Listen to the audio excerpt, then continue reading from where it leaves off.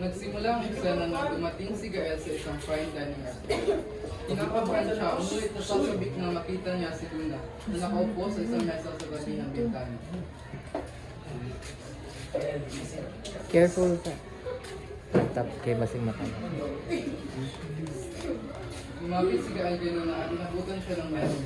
Habang nagsisimula silang mabordo, hinihim siya ang sumay niya sa waiter. So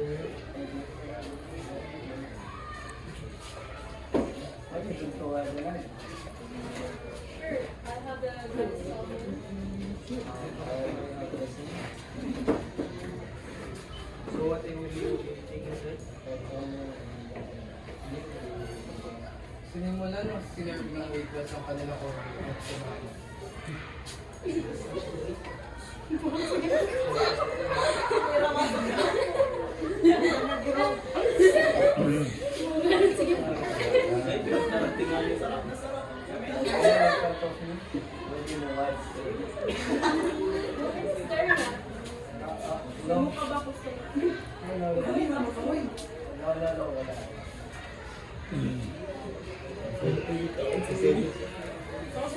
Habang kumakain ng dalawa ay biglang sininyasan ni Gael ang isa sa mga waiter at pinatugtog ang paboritong musika ni Luna.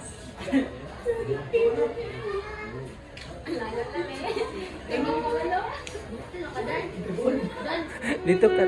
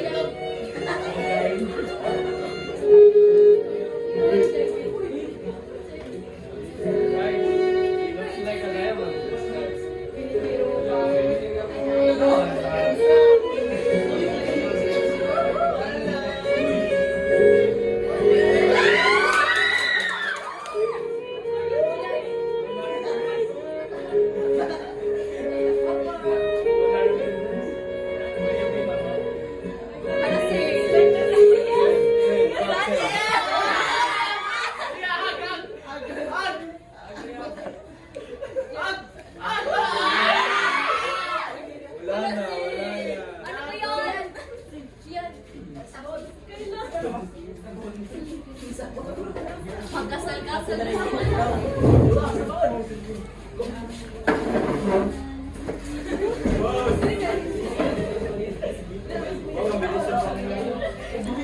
naman po ka rin dyan. Kasal na. Sa loob ng isang simbahan kung saan sina Luna at Gael ay kakasal na, nagsimula ng tumakan si Luna sa altar.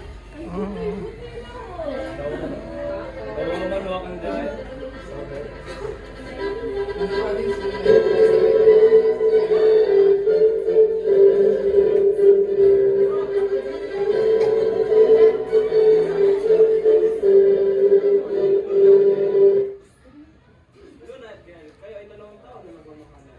Kaya gusto ko makita kayo na magkasama buong buhay ninyo. Yes, Father. At gusto mo bang gawin ang lahat para sa asawa mo?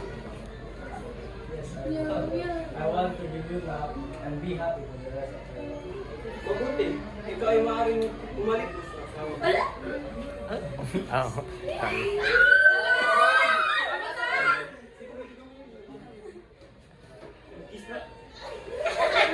Luna! Ina-chance ka na! Mawala na yung ambulansya!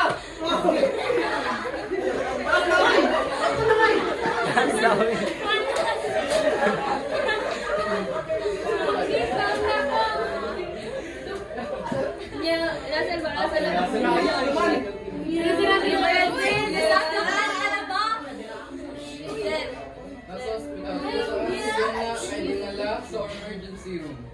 Yaya na! Anong nangyari sa kanya? Nagkakaroon na tayo kasi may kinakasal. Maaaring may problema sa kanyang health.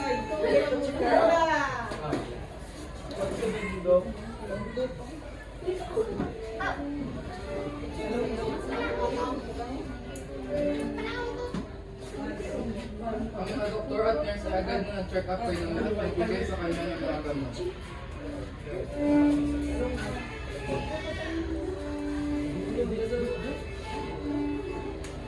Si Luna ay may lung cancer. We need to operate her immediately. Critical ang condition niya ngayon.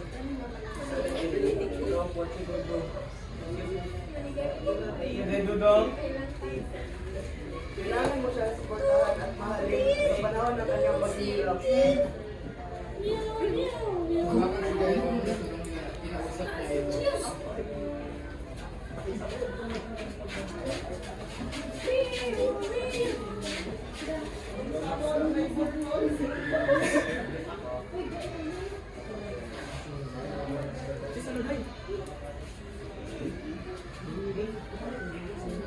Lumakad si Gael papunta sa room ni Luna at kinausap niya ito.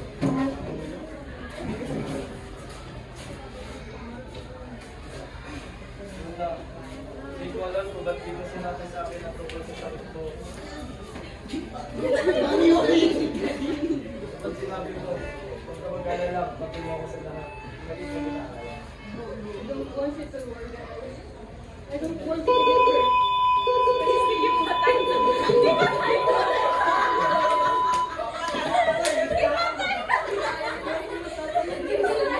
Then fight, Luna. Ginamoy ka ba? Luna.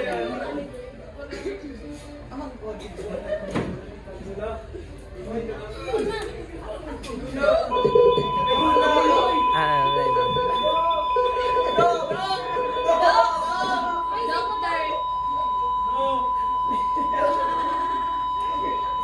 Patay na. Yes, kapin na po.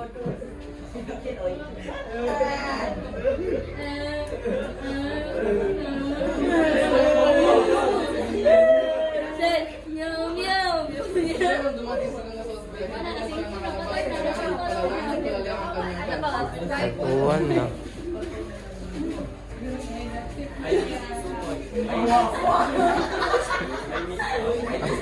Di man ko daw. Yeah. How are you? Excuse me, lalabas mo ito sa hospital. Lagi patay ko, patay na ba? Patay na biyan ako ba yan?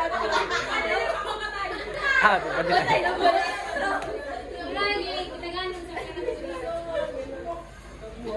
Yeah. How are you, Luna? Nilalabas mo ito sa hospital. Siya ang ay alas. Alas. Alas. Baka sa susunod pa. Patay nga namin sa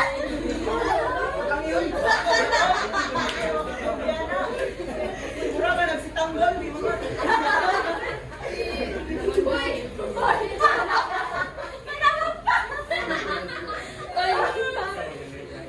Oh, nandito na pala kayo. Namaliti ko. Lumapit si Gael kay Luna at nilalisan ito. Inalikan. I miss you.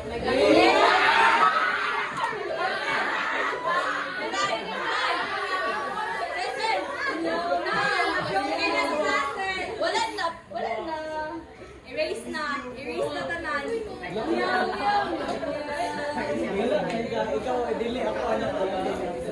Your nickname. Agay.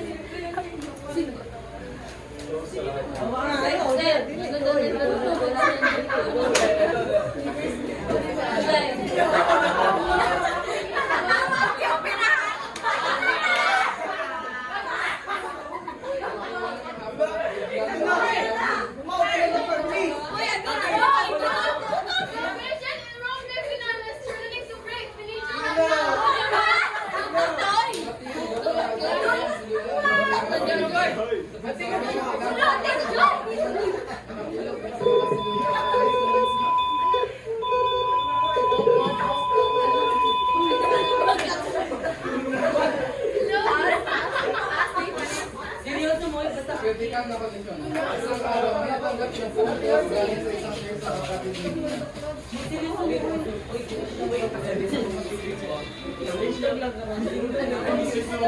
I have some bad news about this. What happened? Is she okay? Hindi alam ng mga doktor. I need to see her. I called Kuya Dael. Hello, Raven. What happened? Are you crying? Kuya, tumawag sa akin yung nurse and she said that ate is in critical condition right now. Huh? I will go there now.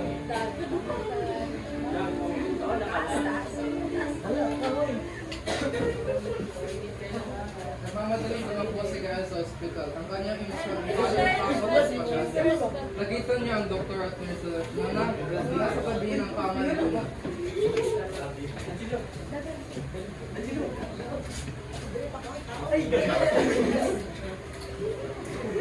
What happened?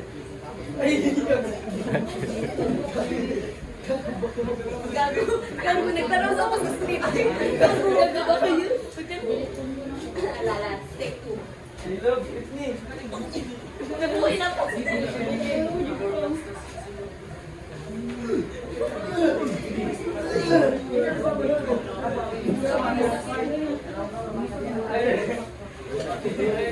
I wish I could have more fun. I could have more time. I just want to see you one last time.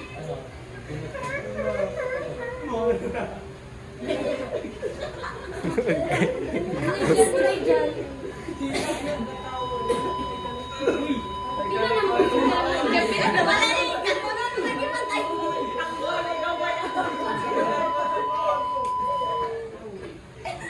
Lord.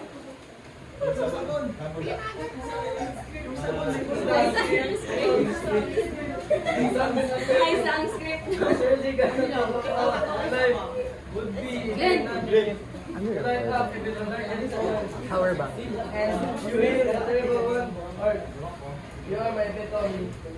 One hug. I can live without you.